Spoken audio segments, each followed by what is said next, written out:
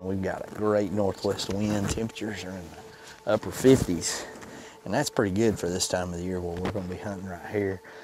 Our stand set up, we're up in some tripods about 20 feet high. The wind should be hitting us just almost dead in the face going back up. We've got a good draw, lots of good oaks. There's live oaks. Acorns are falling everywhere. It's real muddy. We had a ton of rain yesterday, so you know the biking's going to be key to get us out there. And after we get there, we're just going to sit for 4 or 5 hours, see what we see. This stand is kind of one of those old zoo stands that I like to talk about. We're liable to see everything from, you know, whitetails to squirrels to hogs. So we're going to take the crossbow, climb up there, see what we can see. See y'all later.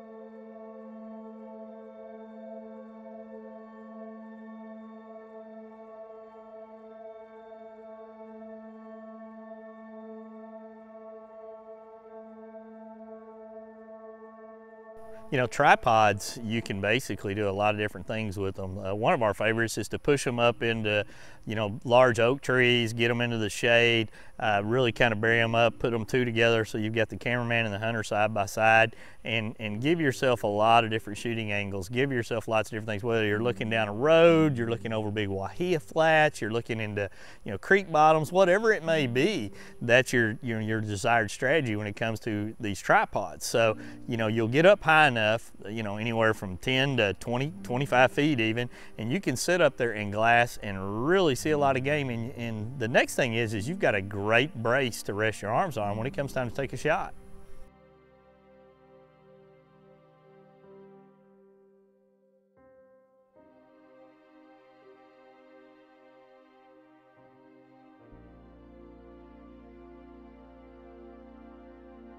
You know, one of the setups that I was looking at for my crossbow hunting adventure this year had me basically in between two key areas where a lot of these deer were moving around at. It had just a little slight ridge that got me up a little higher than everything else around me. And I was in some small young oak trees, for lack of a better word, and the deer were coming from 360 degrees, and I mean, it was calm.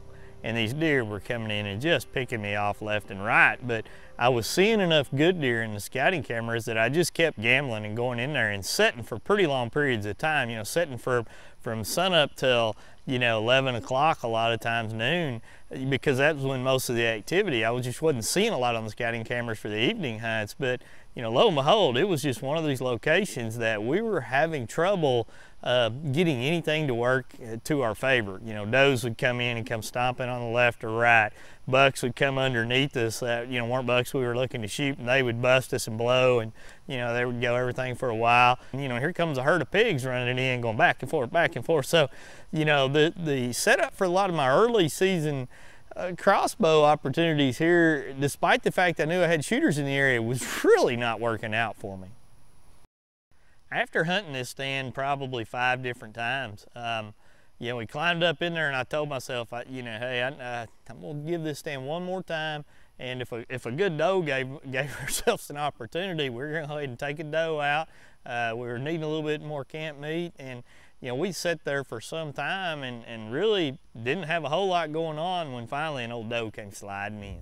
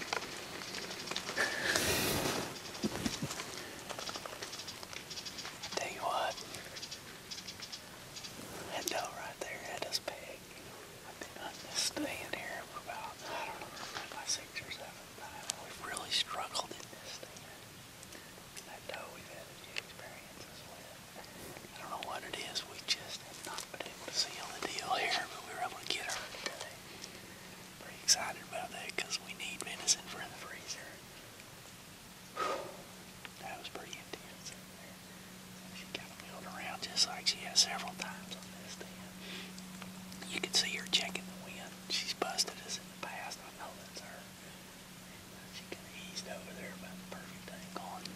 Gave us a good shot. You can see that lighted knock sliding right through there. So feeling pretty good about that one. You can see that kick. She ran that way. We'll go pick her up, but right now we're going to sit here for a while longer because who knows what may show up as the morning goes on.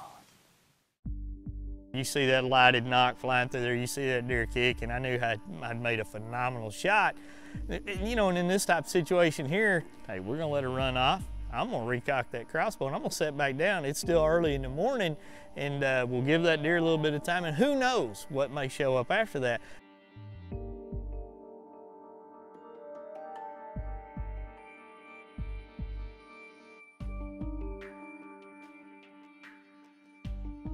Well, one of the coolest little things is something that I've never seen before. You know, this little spike comes in, and he's acting all goofy when he comes in, and I'm getting to looking at his antlers, and I see they're shining. There's just something on this deer's head. Well, it turns out after I recovered this doe that what we believe happened is this little buck in his rutting rage had gone up to this doe that I had shot and where it had run off, and he had been trying to get her on her feet, probably to breed her, and he was stabbing her literally with his antlers. He'd pushed her all the way back down this little hill, and all of that didn't even really come together until after the hunt, after we'd had a chance to look and figure everything out and even see some of the videos. So that was a pretty unique aspect to the first part of our crossbow hunt as we let the early season kind of slide away and made the decision to move to another location. Wade is on the hunt for a good shooter with his 10-point crossbow.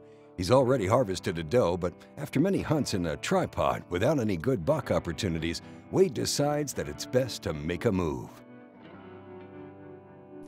Making a decision to move and give up on an area is one that you base on failure, lack of success, and we're having a total lack of success. The deer we're seeing on the scouting cameras are not showing up. We're either spooking them, getting in and out of there, something's just not right. So we moved literally probably, I don't know, 4.5, 5 miles away and began to build a ground blind in an area where last year we had seen some tremendous bucks coming in and out. And as the season went on, I really felt like this was gonna be the money spot. It's about 2:30, it's in December. The rut should be just full bore right now, no moon. But it's really about 81, 82 degrees. We've got bug spray on right now to keep the bugs off of us. It's just a highly unusual weather pattern. But here's the deal. I can't kill one if I'm sitting at home on the couch moaning about the weather. You gotta go. So we're back at a stand that we had some encounters early on, but we really got busted. We struggled, so we rebuilt this blind. Got a wall of brush here and a wall of brush there. The reason being is down in front of us is a persimmon pear flat that drops off into a creek. Those deer are bedding down there. They're staging there, and they're running these does up here when they do run them. So our hope is they come up out of this bottom and mill around past us through this pear flat and out of this open stuff as the evening goes on. I don't expect to get a lot of activity for the next couple hours, but we needed to get in there.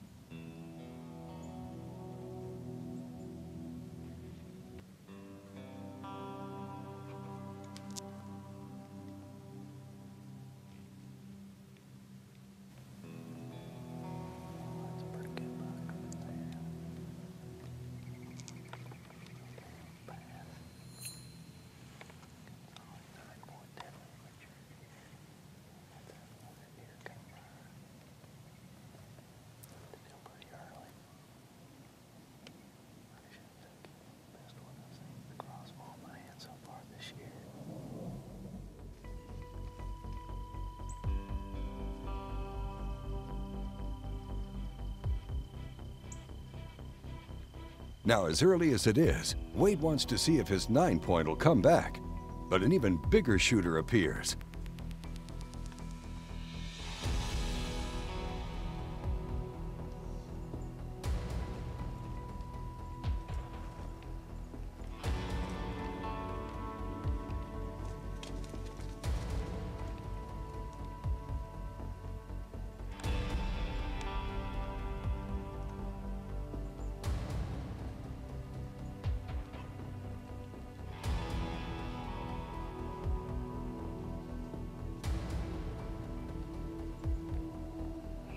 Like hunts that'll leave you speechless, that's gonna be one.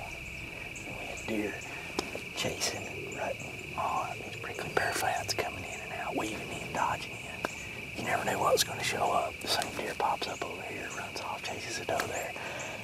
I had a big 9-point out here. Came through several times chasing does. Gave me an opportunity early on. I mean, I just, when you know you wanna shoot one, you wanna shoot one, and I just, it's early in the year, the rut's just getting going, and I may have made a mistake, I may not, I don't know. The encounter tonight was worth it all. Well, Wade is back at the Lizard Lounge for an afternoon hunt after he had encountered a big 9-point a couple of days before. Kevin and I were able to slide in here. We parked the Viking a pretty good ways away. We, hike up a hill. We get set up and situated in this ground blind that we have, set in several times now. And, we've got a shooting lane here, and a little bit to the left, but everything had to work perfect there. And these deer were coming out of an old creek down in front of us, and there was actually a lot of water in it right now. And they'd come up through some persimmons and some pear flats and then mill around here and there. And as we're sitting there, I mean, you'd see this buck go by and you'd see that buck go by, and they'd run a doe off and they'd thrash a tree over here. I mean, when I spotted this buck, there was no doubt in my mind that this was a deer, if I had a chance to shoot him, that I would take him. But the biggest challenge here is we had a lot of eyeballs milling around chasing. I mean, I was kind of expecting one of them to jump in the blind with us.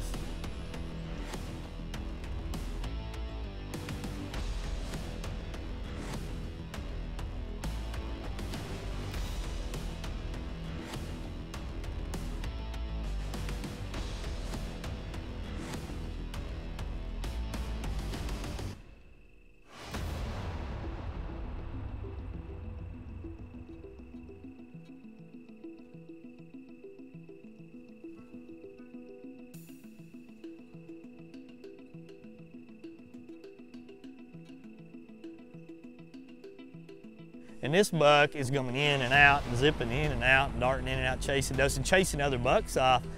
And when I finally was able to get it up and anchor, my elbow down to take that shot, I mean, the rest is funny to me. It's like a blur.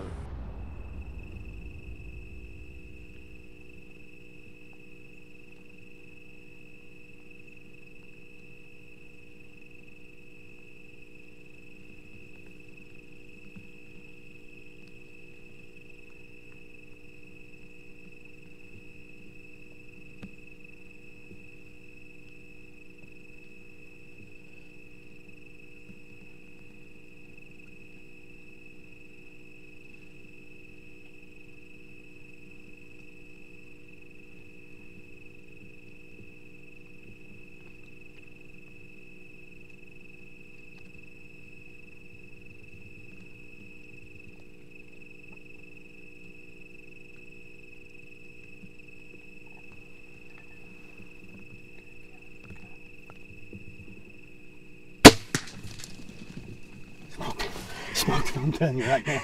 Smoke that sucker. That's a dead deer. That's a dead deer right there. Whew.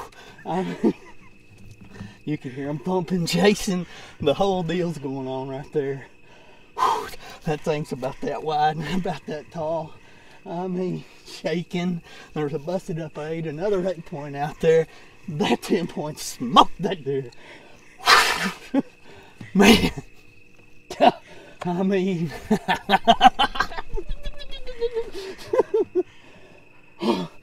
I watched that knock go right where it's supposed to go. Oh my God. Oh yeah, that's a big deer right there, boys. Give it on that. Man. I don't even know where you start after something like that. I mean, I'm still shook up. I'm gonna run down here and get the Viking and bring it up here. I mean, I like to give them tons of time. I feel pretty confident that deer has just been smoked, but you never know.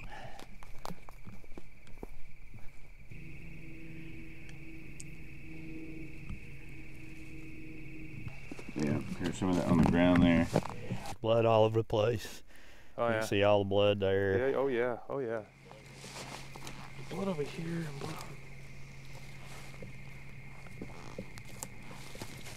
Hey Wade, Yeah. come back here for a second. You too, Jeff. There's blood over here and blood over there. It kind of comes to a V. So would he have done something stupid? There's blood over here too. That's where he came through. That's where he came from. So, and what about over there? Big spot there. I thought that's where he came through. You've got a trail of blood through here, and you got big old blood right through there. Oh, wait. They go back. Oh yeah, there we go. Oh yeah. Oh, good night. You get the, oh my gosh, yeah. Boom.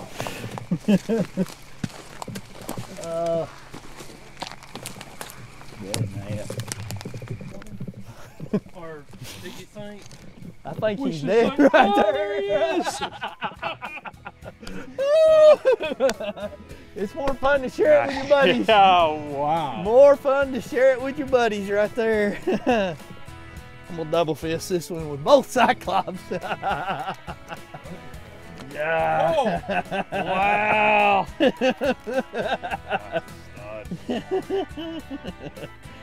God, he didn't go 50 yards. I was so shook up in the blind, I had to sit there and keep waiting on everybody.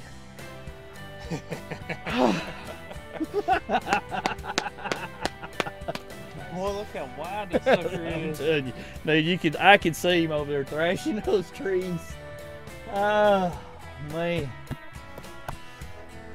As I look at my, crossbow hunting adventures for the year, I spend a lot of time with a crossbow in my hand, and it's phenomenal to hunt with. I mean, whether I'm shooting a doe or shooting hogs, and I'm sitting in a tripod or I'm sitting on the ground, it is just an absolute rush. And the accuracy and the power that these 10-point crossbows have to be able to do the job and ensure that you as a hunter, if you pull the trigger right, are going to be rewarded with a great shot. I mean, it just makes for a phenomenal hunt and a great story at the end of the day.